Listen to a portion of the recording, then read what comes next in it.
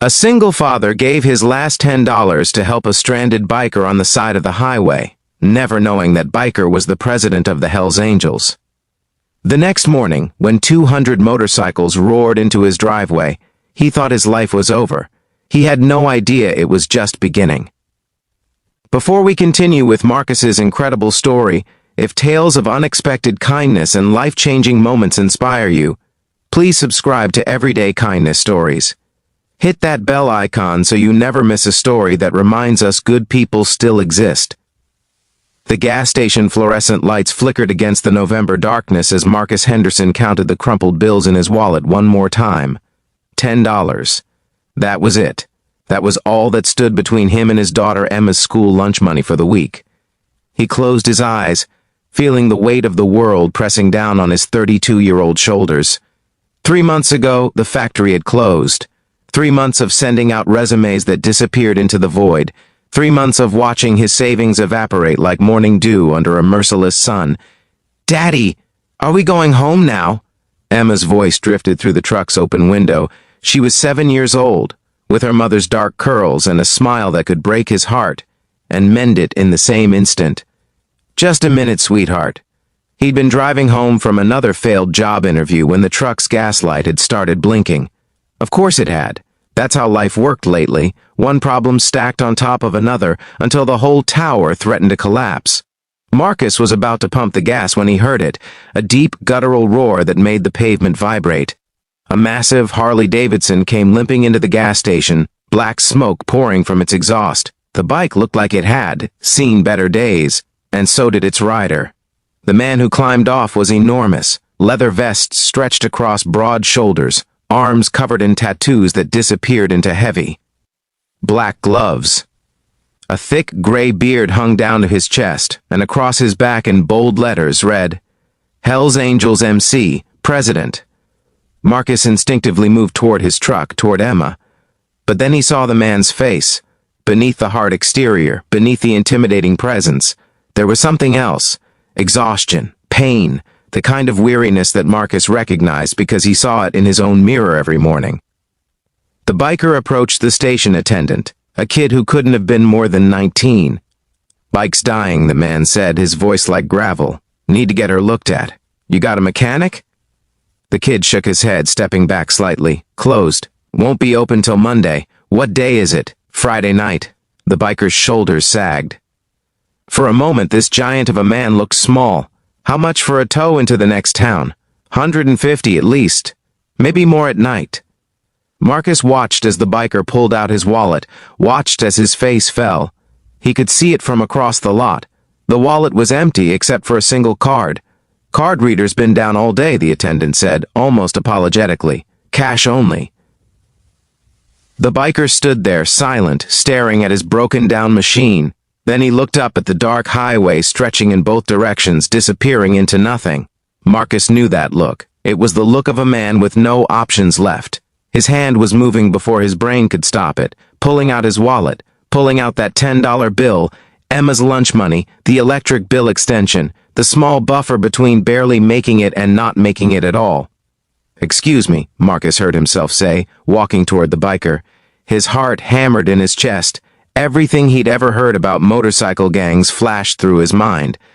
But louder than that was a simpler truth. A person needed help. The biker turned, and up close, he was even more imposing. Scars traced lines across his knuckles. The patches on his vest told stories Marcus couldn't read but could feel. "I couldn't help but overhear," Marcus said, his voice steadier than he felt. "I don't have much, but—" He held out the $10 bill. "Maybe you can grab something to eat, make a phone call, figure something out." The biker stared at the money like it was a foreign object. Then his eyes, surprisingly blue, surprisingly gentle, found Marcus's face. "That's all you got, isn't it?" Marcus tried to smile. "I'll manage. You got a kid in that truck." It wasn't a question. The biker had noticed Emma, probably noticed everything. "She'll be fine," Marcus said, though his stomach knotted at the lie. "We always are." For a long moment, the biker didn't move. Then, slowly, he reached out and took the bill. His massive hand engulfed Marcus's in a handshake that was surprisingly gentle. "What's your name, brother?" Marcus Henderson. I'm Duke. The biker's eyes held something Marcus couldn't quite name. You didn't have to do this. Yeah, Marcus said. I did. As Marcus pumped his remaining gas, just enough to get home, he watched Duke in his rearview mirror. The big man stood under the gas station lights, looking at that $10 bill like it was a puzzle he was trying to solve. The drive home was quiet. Emma had fallen asleep, her small body curled against the window. Marcus's mind raced with calculations. He could skip lunch for the week. Maybe pick up some extra cans to recycle. There was always a way, even if he couldn't see it yet. Their apartment was in the old part of town, where the streetlights worked sporadically and the buildings leaned against each other like tired soldiers. Marcus carried Emma up 3 flights of stairs, her breath warm against his neck. I love you, Daddy, she murmured, half asleep. I love you too, baby girl. He tucked her into bed, smoothing her hair, wondering how he was going to explain that she'd need to skip the school cafeteria next week. Maybe he could pack her crackers, make it seem like an adventure. Marcus collapsed onto his own bed, still wearing his interview clothes, too exhausted to care. Tomorrow he'd figure something out. Tomorrow he always did. He fell asleep to the sound of distant sirens, a symphony of the city that never really rested. The sound that woke him wasn't a siren. It was thunder, deep rhythmic thunder that grew louder by the second, rattling the windows, shaking the walls. Marcus bolted upright, heart pounding, disoriented in the gray dawn light. The thunder became a roar. Then the roar became something else entirely, the unmistakable growl of motorcycles, dozens of them. No, more than dozens. Marcus stumbled to the window and looked down at the street below. His blood ran cold. Motorcycles everywhere. They filled the entire block, chrome and leather and thunder, and every single rider wore the same patch on their back, Hell's Angels.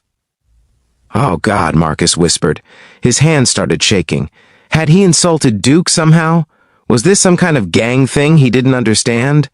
He thought of Emma, still sleeping, innocent and small, and... A knock on the door, heavy, authoritative. Marcus's legs felt like water as he walked to the door. His hand trembled on the knob. This was it. This was how his story ended, and Emma would be alone, and all because he'd tried to help. He opened the door. Duke stood there, and behind him the narrow hallway was packed with bikers. Big men, tattooed and scarred, and a few women just as fierce. But Duke was smiling.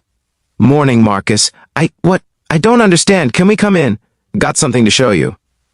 Marcus stepped aside because what else could he do? Duke entered, ducking slightly under the door frame, and behind him came 3 more bikers, 2 men and a woman with silver hair and kind eyes. Daddy? Emma appeared in her bedroom doorway, rubbing her eyes. When she saw the bikers, she froze. It's okay, sweetheart, Marcus said, though he had no idea if it was okay. Duke knelt down, making himself smaller, less intimidating. Hey there, little darling. Your daddy's a good man. Did you know that?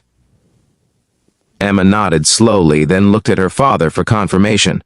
Last night, Duke said, standing back up and facing Marcus, you gave me your last $10. I saw that wallet, brother. I saw your truck, your clothes, your tired eyes. I knew that money was everything to you. It was nothing, Marcus started. Don't. Duke's voice was firm but not unkind. Don't diminish what you did. You know how many people passed me at that gas station? 17. I counted.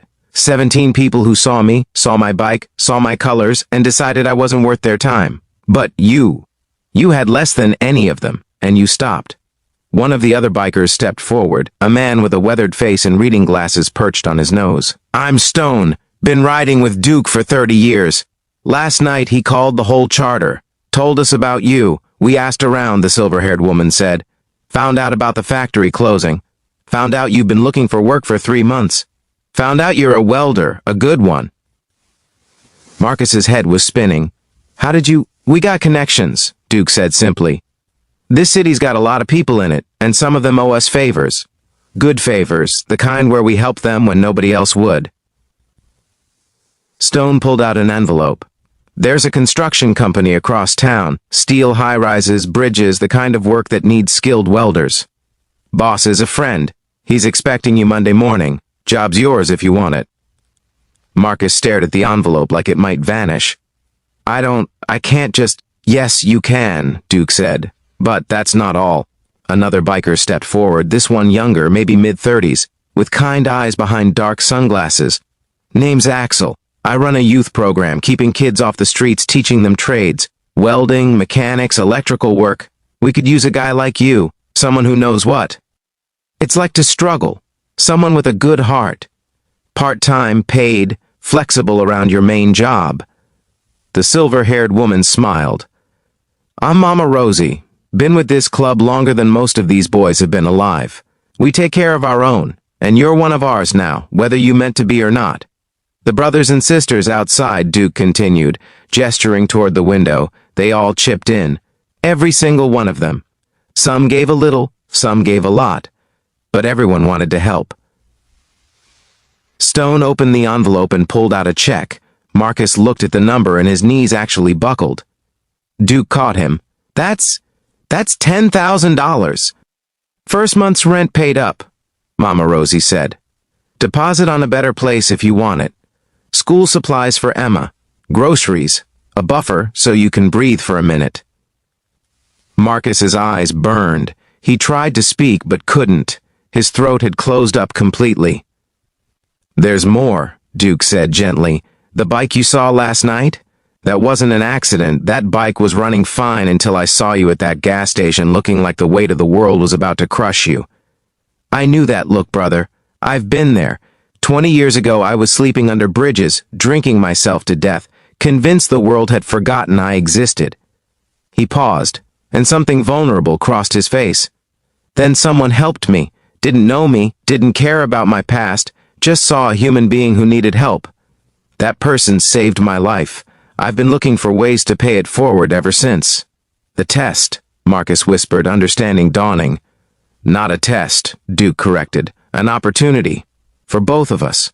I get to do for you what someone once did for me. And you get to see that kindness isn't weakness. It's the strongest thing a person can do.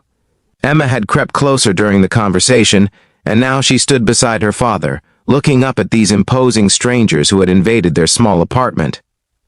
Duke knelt down again, pulling something from his pocket. This is for you, little darling. He handed her a stuffed teddy bear wearing a tiny leather vest. His name is Thunder. He's brave and kind, just like your daddy. Emma took the bear, hugged it close, then surprised everyone by stepping forward and hugging Duke's leg. The big biker's eyes went wide, then soft, and he gently patted her head with his massive hand. Thank you for helping my daddy, Emma said simply. Marcus finally found his voice. I don't know what to say. Say you'll take the job, Stone said. Say you'll let us help. Say you'll pay it forward, Duke added. That's all we ask. When you're back on your feet, when life's not crushing you anymore, you find someone who needs help, and you help them. That's how this works. Marcus looked around at these rough, intimidating people who had turned out to have the softest hearts he'd ever encountered. He thought about his father, who'd always taught him that you judge people by their actions, not their appearance. He thought about Emma, watching this unfold, learning that the world was strange and complicated, and sometimes, just sometimes, profoundly good. I'll take the job, he said, his voice cracking. And I promise I'll pay it forward. Duke smiled, a real smile that transformed his entire face. Good man. He stuck out his hand. Welcome to the family, brother. As they shook hands, the other bikers erupted in cheers. The sound rolled down the hallway, out into the street, where 200 engines roared to life in celebration. If this story is touching your heart, if you believe in the power of unexpected kindness and second chances, don't forget to like this video and share it with someone who needs to hear it today. Stories like this remind us that good people exist in every corner of the world, sometimes in the places we least expect. 6 months later, Marcus stood on the skeleton of a high-rise, 40 stories above the city, welding a beam into place. The sun was setting, painting the sky in shades of orange and gold, and for the first time in years, he felt something he'd almost forgotten. Peace. The job had been everything Stone promised and more. The pay was good, the work was honest, and his co-workers respected him. The youth program with Axel had become something he looked forward to, watching kids' faces light up when they successfully completed their first weld. Emma was thriving. New school supplies, new clothes, and most importantly, a father who came home smiling instead of defeated. They'd moved to a better apartment, one with working heat and windows that didn't rattle in the wind, but the best part, the part that made Marcus's heart full every single day, was what happened last Tuesday. He'd been leaving the grocery store, arms full of bags, real groceries, not just the cheapest options, when he saw an elderly woman sitting on the curb crying. Her car had broken down, her phone was dead, and she didn't know what to do. Marcus had set down his groceries, helped her call a tow truck, waited with her until it arrived, and paid for the tow himself. It wasn't much, maybe $60, but it was what she needed. As the tow truck drove away, the woman had grabbed his hand. "God bless you, young man. I was losing hope. Someone helped me when I needed it," Marcus had told her. "I'm just paying it forward." Now, standing on that high-rise with the wind in his face and the city spread below him like a promise, Marcus understood what Duke had been trying to teach him. Kindness wasn't a transaction. It wasn't something you did expecting something in return. It was a gift you gave freely, trusting that somehow, somewhere, it would make the world a little bit better.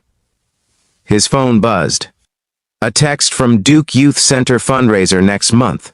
"You in?" Marcus smiled and typed back, "Wouldn't miss it."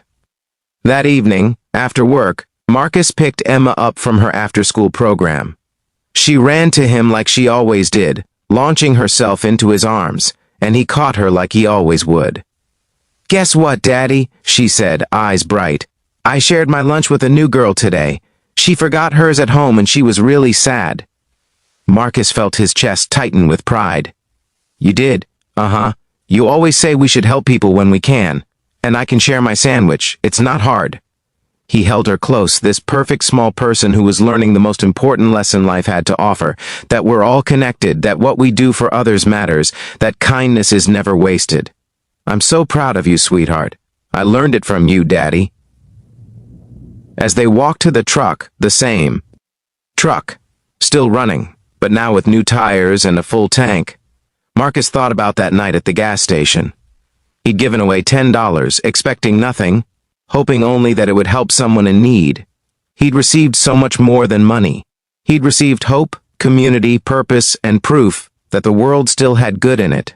Sometimes that good came in unexpected packages, like 200 bikers who showed up at dawn to change a life. But more than that, he'd been reminded of something crucial. We're not alone in this world. Our struggles matter. Our kindness matters. And sometimes, just sometimes, a simple act of human decency can ripple outward in ways we could never imagine. The next morning was Saturday, and Marcus kept a tradition he'd started a month ago. He and Emma went to the local soup kitchen where they volunteered every weekend. Emma helped set tables while Marcus served food, and every person who came through that line, no matter how broken or lost they looked, received the same thing, a full plate and a genuine smile. Because Marcus had learned that everyone is fighting battles we know nothing about. And sometimes, all it takes is one person, one single person, to see them, to help them, to remind them that they matter. As he served a young man who looked about as lost as Marcus had felt 6 months ago, he leaned in and said quietly, "Things get better, trust me." The young man's eyes filled with tears. "Thank you." "Thanks someone else someday," Marcus replied. "That's how we change the world." Thank you for joining us on Marcus's incredible journey. If this story moved you, inspired you, or reminded you of the quiet power of compassion and the unexpected angels who walk among us, don't forget to like, comment, and most importantly, subscribe to Everyday Kindness Stories. We tell the kinds of stories that heal, uplift, and remind us what it means to be truly human. Stories about real people making real differences in ways both big and small. Hit that notification bell, and we'll see you in the next one, where another soul waits to be seen, where another act of kindness waits to ripple outward and change everything. Marcus's story reminds us of a profound truth. Good people still exist in this world. They ride motorcycles, they wear leather, they look nothing like we expect them to look. They're single fathers struggling to feed their children. They're strangers at gas stations. They're you and me doing our best to make it through another day while still finding room in our hearts to help others. Kindness doesn't need to be remembered. It only needs to be continued. So the next time you see someone struggling, the next time you have a choice between walking away and stepping forward, remember Marcus, remember Duke, remember that $10 can change the world, not because of its value, but because of what it represents. It represents seeing someone, really seeing them, and deciding they're worth helping. Your story matters too. Stay kind, stay hopeful, and remember, the world needs more people like you. True character reveals itself not in moments of abundance, but in moments of scarcity. When we give from our lack rather than our surplus, we transform simple acts into sacred gifts. Kindness is never wasted. It ripples outward in ways we cannot imagine, touching lives we'll never meet, changing futures we'll never see. And sometimes, the people who look the most intimidating carry the gentlest hearts. Judge no one by their appearance. See everyone with compassion. Help freely, love boldly, because in the end, we're all just human beings trying to survive this complicated world, and the connections we forge through kindness are what make life worth living.